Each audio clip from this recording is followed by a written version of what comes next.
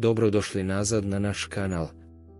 U današnjem videu istražujemo važnost očuvanja emocionalnog blagostanja kao ključa za pozitivan odnos prema sebi.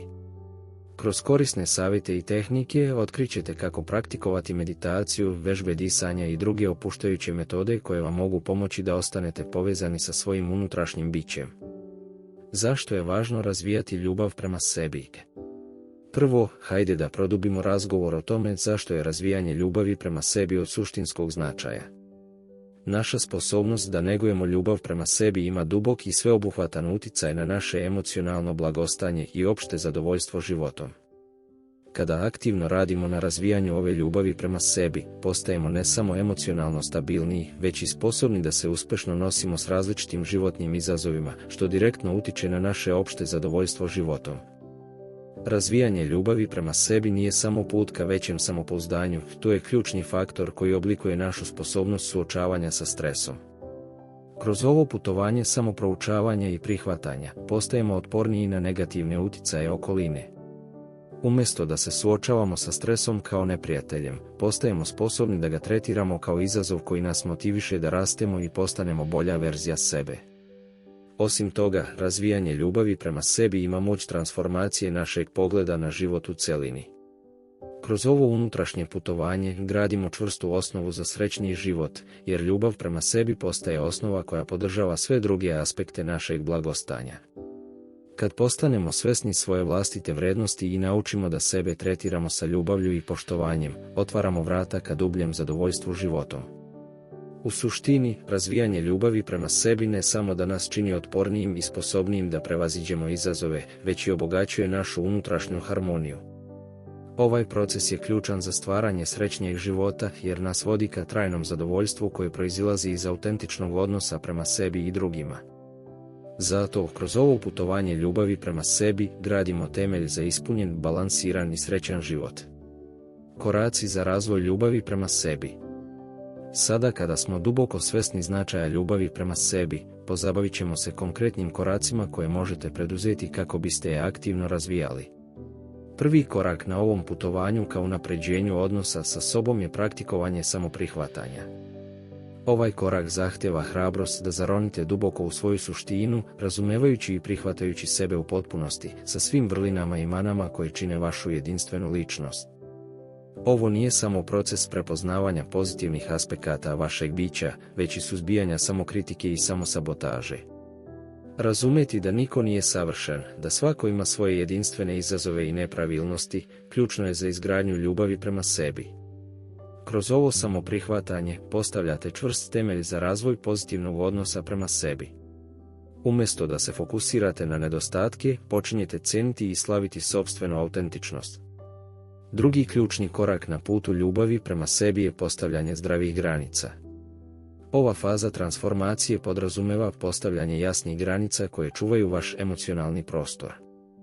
Naučiti reći ne kada je to potrebno postaje važan deo ovog procesa. Ovo nije izraz sebičnosti, već mudrosti u prepoznavanju vlastitih potreba i granica. Postavljanje zdravih granica omogućava vam da zaštitite svoje emocionalno blagostanje od spoljnih uticaja koji mogu izazvati stres i negativnost. Kroz postavljanje granica gradite poštovanje prema sopstvenim potrebama i time stvarate prostor za autentičnost i lični rast. Ova dva ključna koraka, samoprihvatanje i postavljanje zdravih granica, čine osnovu za dublje razumevanje sebe i razvoj ljubavi prema sopstvenom biću.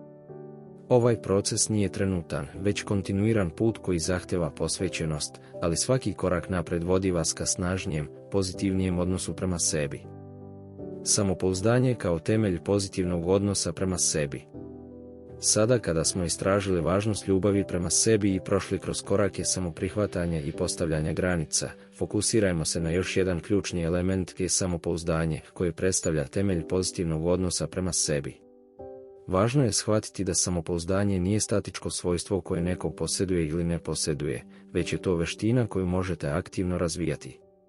Kroz ovaj proces postajete arhitekta sopstvenog samopouzdanja.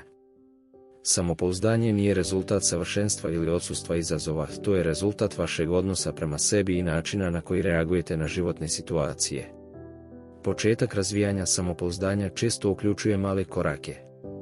To može biti postavljanje malih ciljeva koje možete postići, čime ćete stvoriti osnovu za veće izazove.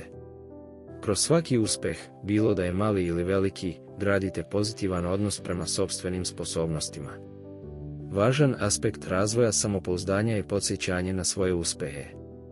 Često zaboravljamo na postignuća, fokusirajući se na ono što još nismo postigli.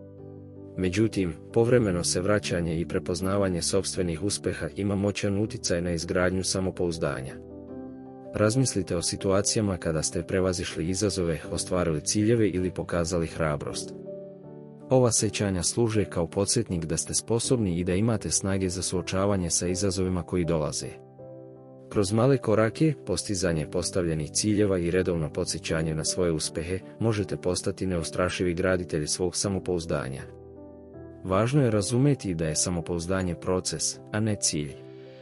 Nema savršenog puta ka samopouzdanju, ali svaki napor koji ulažete u razvoj ove vještine doprinosi vašem osjećaju vlastite vrednosti i sposobnosti. Dakle, neka svaki korak bude prilika za učenje, rast i izgradnju sve snažnijeg, pozitivnog odnosa prema sebi. Emocionalno blagostanje i održavanje pozitivnog odnosa. Da bismo očuvali pozitivan odnos prema sebi, ključno je redovno posvećivati vrijeme očuvanju emocionalnog blagostanja. Živimo u svijetu koji često donosi izazove, stres i dinamiku koja može utjecati na naše mentalno i emocionalno stanje. Kako bismo očuvali tu dragocjenu vezu sa sobom, važno je praktikovati opuštajuće tehnike koje nam pomažu da ostanemo povezani sa svojim unutrašnjim bićem i izbjegnemo negativne utjecaje okoline. Jedna od ključnih tehnika je opuštajuća meditacija. Kroz redovno praktikovanje meditacije možemo smiriti smanjiti stres i pronaći unutrašnju ravnotežu. Sedeti u tišini, fokusirati se na disanje i dopustiti mislima da dolaze i odlaze, omogućava nam da se povežemo sa svojom unutrašnjom suštinom.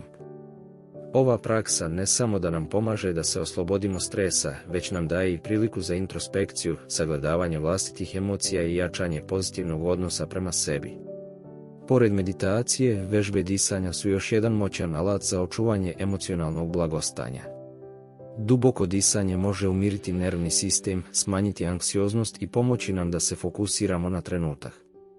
Vežbe disanja su pristupačne i mogu se praktikovati u bilo kojem trenutku kada osjetimo potrebu za opuštanjem. Svjesno usmjeravanje pažnje na disanje donosi osjećaj prisutnosti i mira. Osim toga, uključivanje opuštajućih tehnika kao što su šetnje u prirodi, slušanje umirujuće muzike ili čitanje inspirativnih knjiga također doprinosi očuvanju emocionalnog blagostanja. Važno je pronaći ono što najbolje odgovara vama i redovno praktikovati te tehnike kako biste ojačali svoj unutrašnji balans. Kroz ove prakse očuvanja emocionalnog blagostanja gradimo okolinu koja podržava naš pozitivan odnos prema sebi. Postajemo otporniji na stres, sposobniji da se nosimo sa izazovima i gradimo dublju povezanost sa sopstvenim emocionalnim bićem. Očuvanje pozitivnog odnosa prema sebi postaje kontinuirani proces samopomoći koji nam omogućava da živimo srećniji i ispunjeniji život. Outro. Hvala vam što ste bili sa nama danas. Nadamo se da ste pronašli inspiraciju i motivaciju za razvoj ljubavi prema sebi i jačanje samopouzdanja.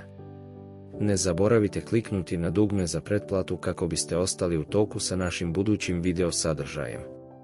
Vidimo se sljedeći put, a do tada, volite sebe i budite neustrašivi u gradnji svog najboljeg ja.